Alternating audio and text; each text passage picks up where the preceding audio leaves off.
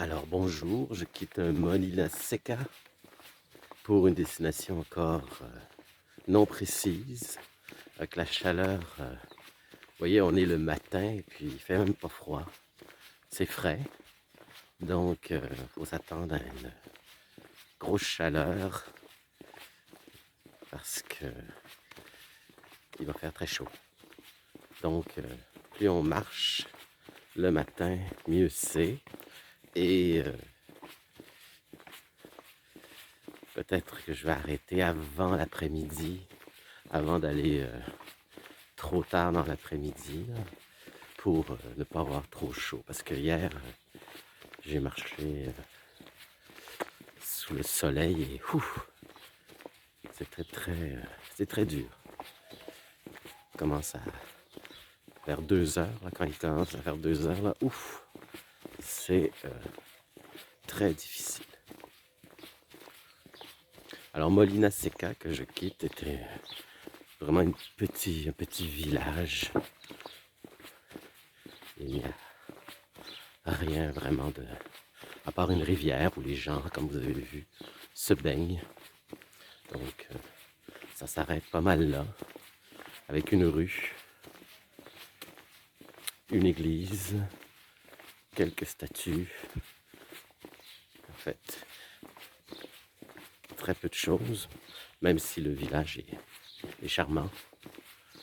Et on s'en va, on va juste traverser la grosse ville de Ponferrada. Alors Ponferrada, c'est grand. Alors, ça va prendre du temps à rentrer. En fait, la traversée, ça va prendre du temps. Il y a des beaux coins, il y a des coins moins intéressants. Enfin, on ne sera que de passage. Et je vous montrerai en passant le fameux château de Croisé, immense. Un immense château, en tout cas, vous allez le voir. C'est très impressionnant. Alors c'est parti pour une autre belle journée. Un soleil, il n'est pas sorti le soleil, un ciel pur, sans nuages. Quoi demander de mieux? Et par contre, une journée très chaude. Regardez comme c'est beau le lever du soleil dans les montagnes. C'est vraiment très joli. Là, on longe la route. Souvent, quand on approche une grosse ville, on arrive par la route. Il n'y a pas 56 possibilités. Et c'est parce que c'est industrialisé, hein, vous vous en doutez bien. Alors, il y a des routes partout, des routes asphaltées. Donc, si on va voir l'esprit du chemin sur des chemins de terre, oui, ils font de leur possible pour nous l'offrir, mais c'est plus compliqué. Donc, c'est comme ça. Et des fois, ils nous font faire des grands détours pour avoir un peu plus de campagne. Mais tu sais, c'est faire des kilomètres et des kilomètres de détours dans la campagne. C'est pas non plus ce qu'on souhaite. Parce que si on veut se rendre à un point A, à un point B, avant qu'il fasse trop chaud, il faut éviter au maximum les détours.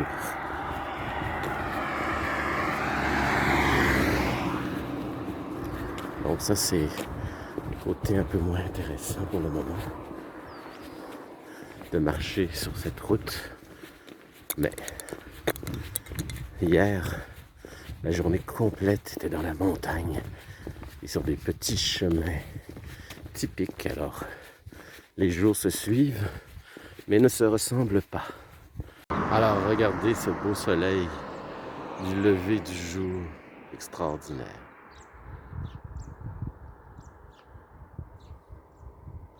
Regardez comme c'est beau la lumière qui frappe la ville de Ponferrada sur la montagne juste à côté.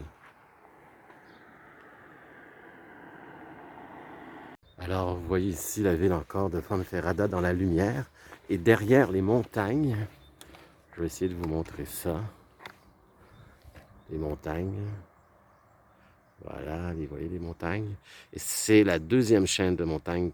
Là, on est dans une vallée et on va franchir une deuxième chaîne de montagnes. Et c'est là qu'on va voir un splendide village qui s'appelle le village de Ocebrero. Et ce que je vous ai pas dit sur l'albergue où j'étais, c'est l'albergue municipal de Santa Marina de Molina Seca. Eh bien, le fait d'avoir dormi une étape avant l'étape officielle, on était 5 dans le dortoir. Alors, je peux vous dire que ça fait une nuit très calme, très silencieuse. Que si on était une vingtaine, une dizaine ou ben juste 4, 5 je veux dire, c'était génial.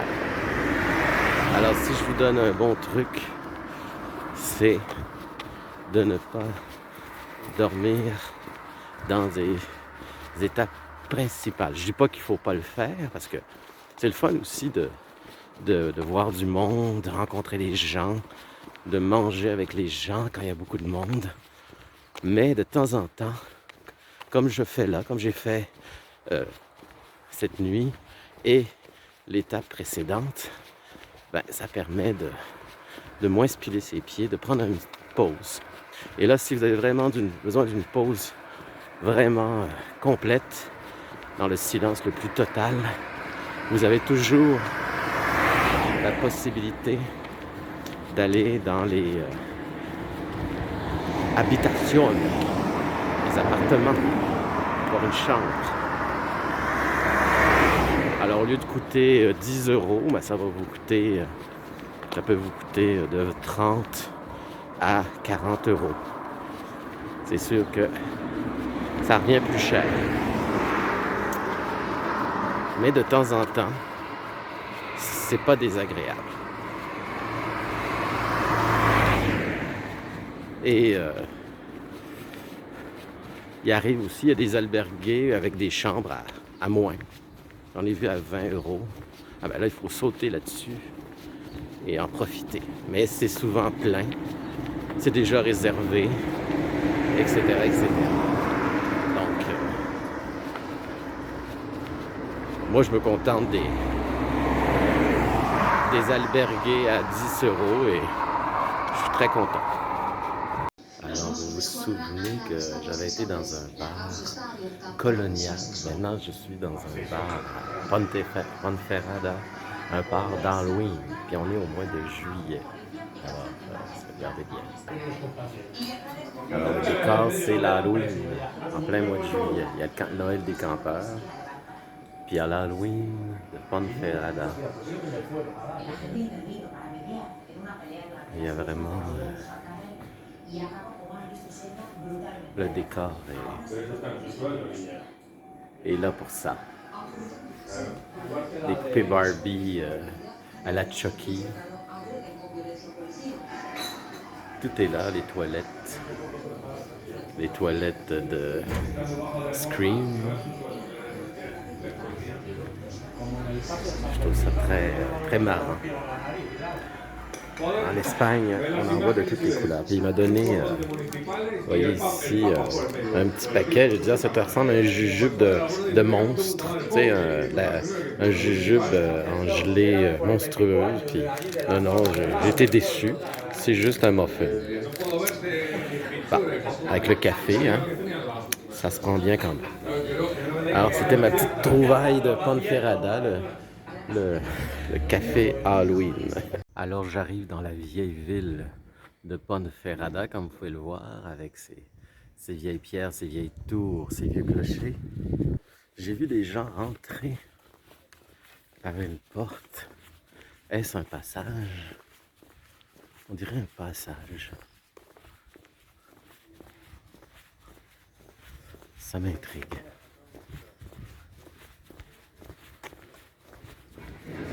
Je vais aller voir. Mais je ne sais pas où ça mène. Mystère et boule de gomme.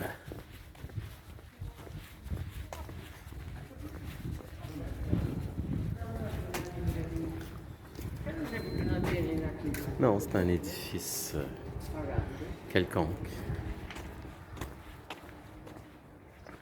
Je suis sur la grande place, j'imagine. Et c'est cet édifice-là que ça doit être l'hôtel de ville. Alors c'était les employés de l'hôtel de ville qui rentraient dedans. Alors je vais continuer ma découverte. Alors pendant que je filme les façades, vous vous souvenez le clocher que je vous ai montré il y a l'instant? Ben c'est Buen Camino. C'est par là que je dois passer.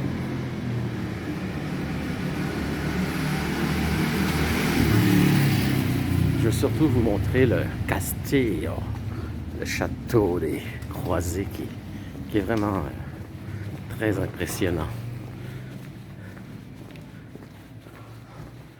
On peut pas le manquer, il est en plein cœur de la ville, mais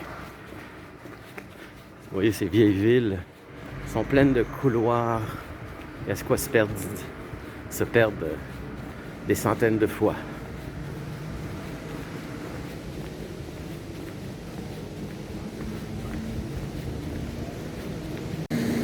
Alors, je suis devant l'église de la Vierge. Et vous voyez ici, ça c'est un croisé qui tient l'image de la Vierge et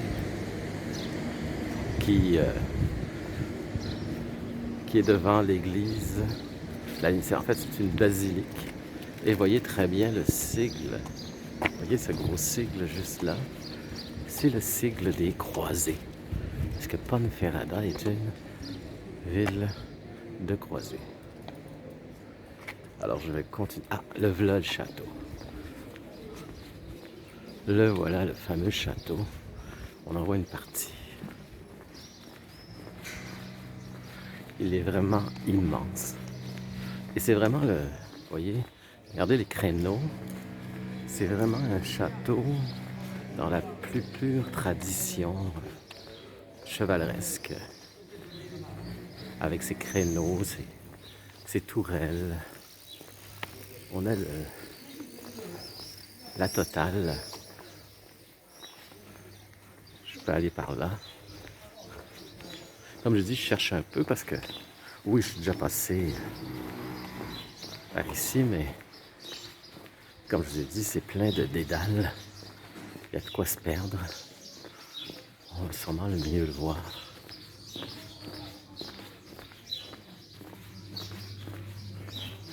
Ah oui, on le voit mieux ici, vous voyez. Regardez. Ce château. Je vais me déplacer devant pour que vous le voyez mieux.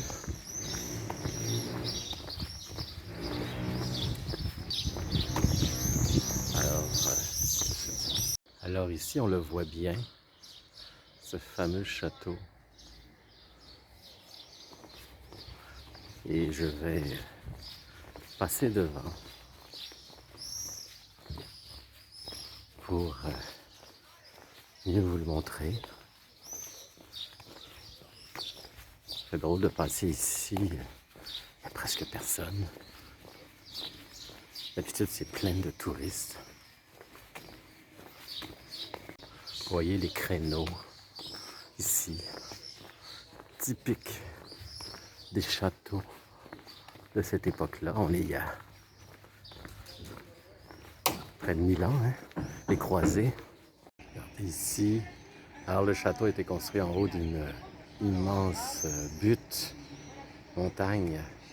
Et vous voyez ici une autre vision du château avec un clocher au loin.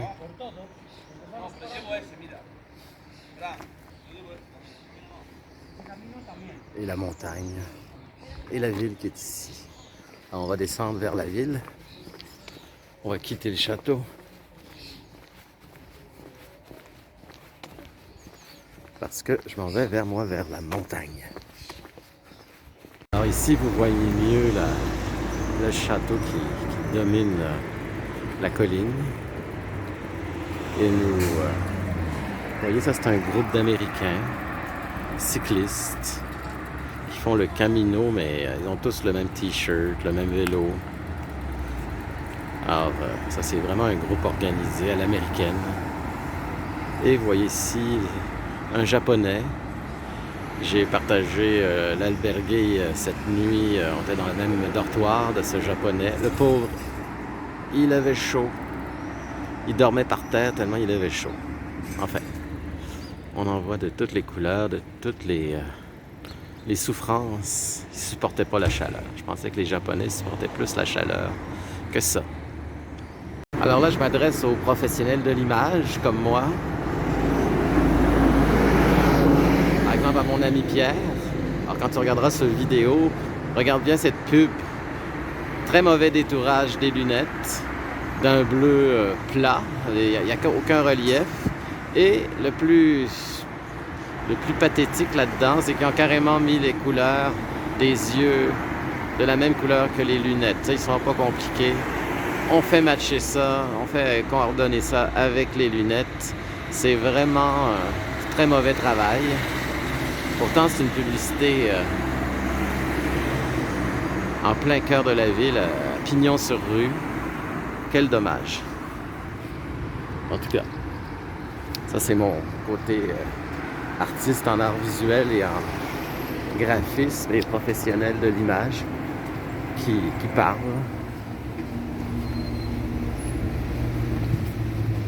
Alors là, on va franchir le côté moins beau de la ville, côté industriel. Ah non, c'est vrai. Ils vont nous faire un petit crochet et on va aller le long de la rivière, si je me souviens bien. Fait que c'est beaucoup plus beau, heureusement. Maintenant, on longe la rivière. On est en ville, mais on longe la rivière, ce qui est beaucoup plus agréable. Et on va sortir de la ville par le parc. Et ça, c'est bien pensé. L'arrivée était plus ou moins intéressante en ville, mais la petite promenade ici, le long de la rivière, est beaucoup mieux. Alors, je passe à côté du musée d'art contemporain de Ponferrada, qui est situé dans ce merveilleux parc où il y a la rivière que je vous montrais là, qui est juste là. Alors, il y a une cafétéria. Alors, je vais aller faire un petit tour à la cafétéria parce que j'ai pris un café dans l'endroit halloweenesque sur le thème de l'Halloween, mais j'ai rien grignoté encore pour déjeuner. Que je vais aller voir si la cafétéria est ouverte. Ça m'a pas l'air. Faudrait attendre que le musée qui s'appelle La Centrale s'ouvre.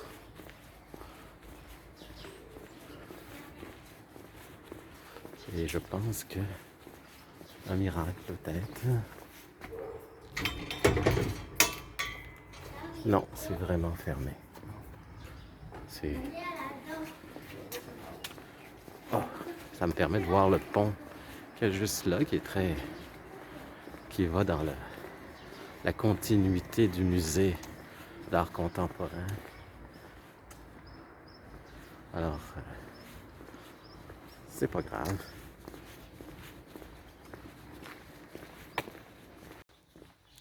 Voici le passage de Compostelle le plus original. Vous voyez, regardez les coquilles. On voit bien que c'est sur le chemin. Mais on a l'impression de rentrer chez les gens. D'aller voir dans une... Vous voyez, on suit toujours le chemin. On a l'impression de...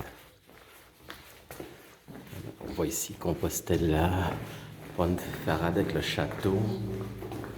Mais on traverse une cour intérieure. C'est assez inusité. Sur le chemin, on ne voit pas ça souvent. Et ça nous amène où tout ça? Pourquoi on nous fait passer par là d'ailleurs? Vous allez voir. Parce qu'il y a une église. Alors ils nous font passer. là où il y a une église, tout simplement.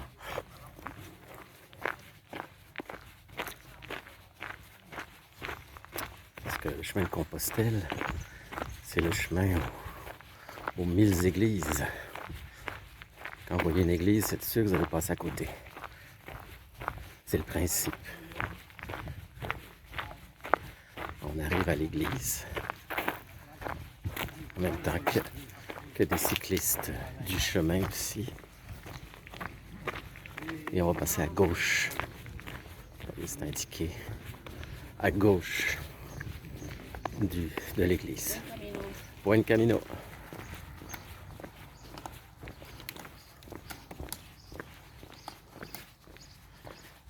Alors je voulais juste vous montrer ça, ce passage dans une cour intérieure où se trouve une église comme celle-ci, qui est celle-ci. Alors quand je vois cette 4L, cette Renault 4, qui n'est pas d'hier, on ne se croirait pas en Espagne, parce que c'est une vallée, cette vallée de Ponferrada, qui relie deux chaînes de montagnes, entourée de montagnes carrément. Si je regarde tout autour, il y a des montagnes tout le temps autour de cette vallée. J'ai l'impression d'être plus en France, tellement c'est verdoyant, fertile, la culture y est abondante, les gens ont l'air aisés, ça n'a pas l'air trop pauvre comparé à certaines régions que j'ai traversées en Espagne. Donc je n'avais pas l'impression vraiment d'être en Espagne dans cette portion du chemin verdoyant, comme on disait. Donc c'est très beau. C'est pas tout à fait en ligne droite, vous voyez, ça tourne un peu. On a du paysage, des fleurs. C'est fleurissant, c'est verdoyant, c'est abondant. Il y a des prés. Je vois pas beaucoup d'animaux, par exemple. C'est surtout de la culture que de l'élevage. Donc, je voulais vous souligner ça, que c'est comme ça. Et je voulais juste vous dire que, de toute façon, les montagnes qu'on voit juste devant nous, ben, on va les franchir, évidemment. Et on va arriver en Galice. Vous allez voir la Galice, pour ceux du Québec, ben, ça ressemble beaucoup au Québec. Moi, quand je suis arrivé la première fois, je me suis dit, ben, je suis chez moi. La seule différence, ben, ça, comme on disait, c'est la langue, évidemment. Alors, on approche les 200 km, 203,9 km, ce qui est très positif. J'ai l'impression qu'il n'y a pas si longtemps, on était à 300 km. Donc c'est un 100 km qui s'est bien fait, qui a passé comme une lettre à la poste. Alors j'ai finalement trouvé une place pour me substanter avec un café aussi. Hein. On ne se prive pas, même s'il fait très chaud. Le café est très bon. Alors je crois qu'il est 10 heures, puis déjà la chaleur est intense.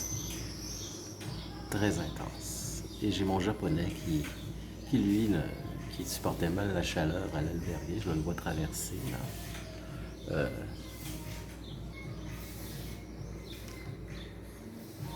Vous voyez qu'il traverse. Alors c'est lui là que vous voyez à la fenêtre. Et ben lui, il n'a pas l'air à souffrir de la chaleur. Il a l'air très guilleret. C'est peut-être après avoir marché ce qu'il avait marché hier dans la montagne, parce que je vous le dis, on en a marché une shot, nous les pèlerins, dans la montagne la dernière fois. C'était quelque chose. Là, c'est la plaine, c'est une vallée. C'est très joli, c'est très différent de ce qu'on a vu précédemment. Mais le soleil, à peine il est 10 heures, puis déjà le soleil tombe dessus de façon magistrale. Alors, je n'irai pas très très loin. pourquoi se tuer, pas à la tâche, mais à la marche, quand on peut prendre son temps, et surtout prendre un bon café comme Veggie.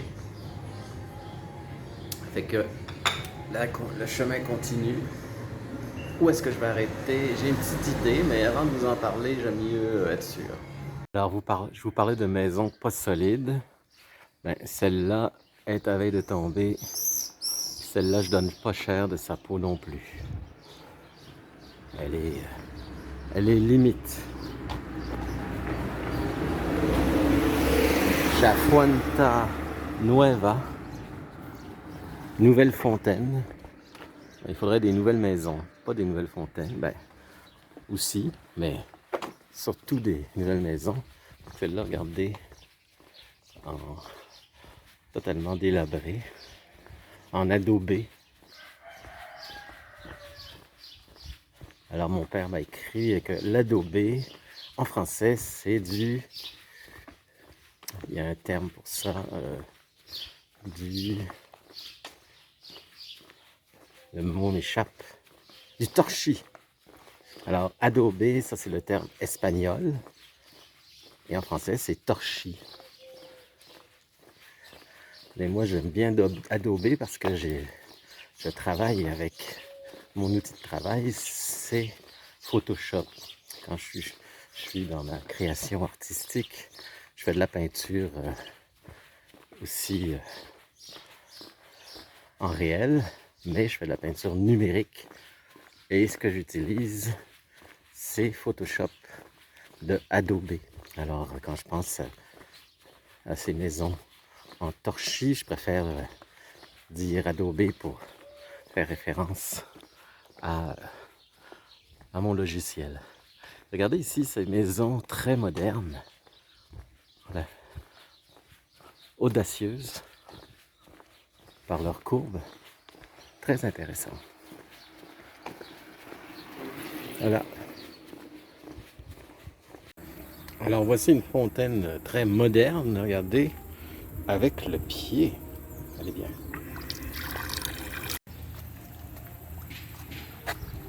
Alors ça y est, on est tombé sous la barre des 200 km. En fait, on est à 198,5.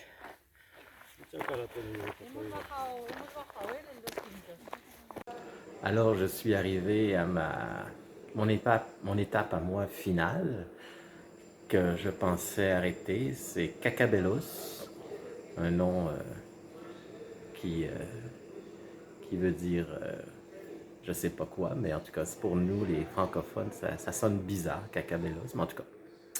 Et je voulais juste vous dire que il fait très chaud. Je suis arrivé juste à temps, il est 13 heures, un peu plus que 13 heures, parce qu'à 2 heures, rendu à 14 heures, c'est insupportable marcher au soleil. Ça vous assomme le soleil tellement il est fort. Et je suis à une albergue superbe, ça s'appelle la Collegia ou Collega. 12 euros, j'ai ma propre salle de bain. C'est un petit dortoir à 4 avec ma propre salle de bain, une douche. C'est vraiment chouette. Alors, je vous souhaite une belle journée. Amusez-vous bien. Profitez du beau temps. J'espère qu'il fait aussi beau qu'ici parce que je suis très chanceux de pouvoir marcher pendant des journées aussi fantastiques. Même s'il fait très chaud, je m'en plains pas. Je préfère ça que de geler. Et ben, j'approche la Galice où il va faire beaucoup plus frais. Il risque de pleuvoir aussi, j'ai peur de ça. Mais bon, ça fait partie de l'aventure, la pluie. Puis comme je n'ai pas beaucoup de pluie, je ne me plaindrai pas. Alors, au revoir, à la prochaine.